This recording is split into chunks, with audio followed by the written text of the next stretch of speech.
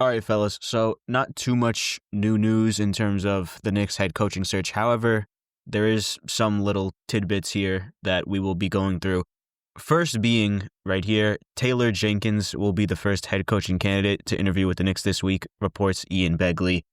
First things first, I'm really surprised they use such like a fuzzy picture. Like every time I see like these cool like courtside pictures, the guys have like 4K cameras, and then apparently not of Taylor Jenkins, though. Taylor Jenkins gets the most fuzzy picture possible. I'm not really going to get on the social media guy. I assume he has a hard enough job. So it's just kind of funny that they use such a fuzzy picture.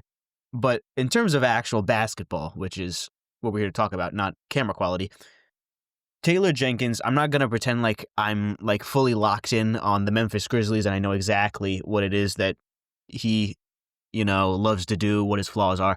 However, one thing I do credit him with is the development of many kind of under-heralded players on the Grizzlies team. Guys like G.G. Jackson, Vince Williams, Scottie Pippen Jr. He took them from late second-round picks, kind of just like under-the-radar pickups in the offseason to becoming productive rotation players. And for a team like the Knicks, who is obviously out of a lot of draft capital and will be drafting later in the first round and looking to pick up, maybe like late second round pick kind of guys or undrafted free agents, bring in a guy like Taylor Jenkins, who has a reputation and a track record of being able to develop these kind of under the radar kind of players into rotation caliber players would be something that definitely intrigues me. Additionally, he did take some of the Grizzlies' higher, lottery pick guys, and, I'm not going to give him entire credit for making Ja Morant into an all-star. Ja Morant he was just an exceptional player coming out of college. Taylor Jenkins did not make Ja Morant. However, I do like to think that his coaching did help him, kind of elevate his play further past what it would have been with a different coach. Jaren Jackson Jr., on the other hand, he was always like a role player kind of guy, and to get him to an all-star game and a defensive player of the year, I think is very impressive. What he did with Desmond Bane, 30th pick, they traded him yesterday for a lot of stuff, by the way. That was kind of weird. Weird day for sports trades yesterday. Let's just say me being a Yankees fan, I was appreciative of a certain trade yesterday. Anyways, that is all that with Taylor Jenkins.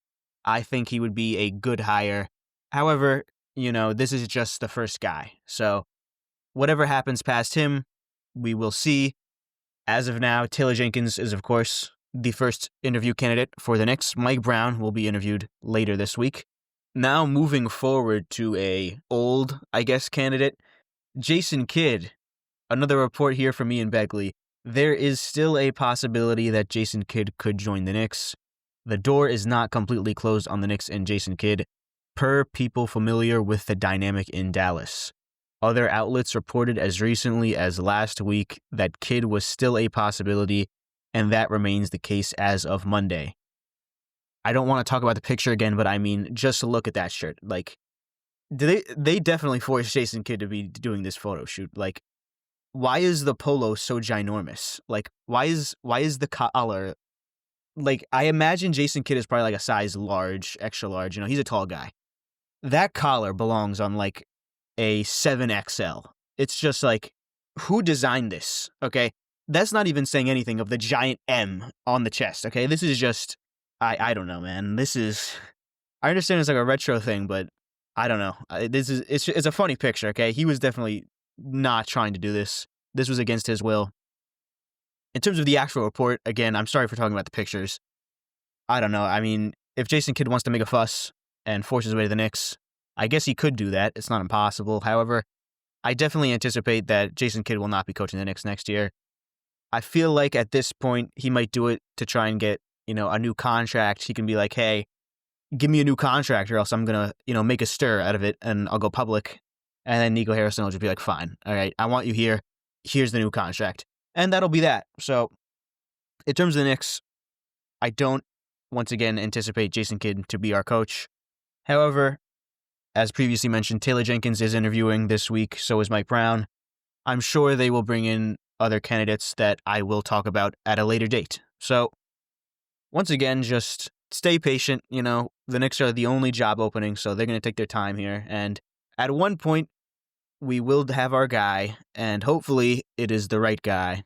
But as of now, still just in the middle of the search. And hopefully we have our guy soon.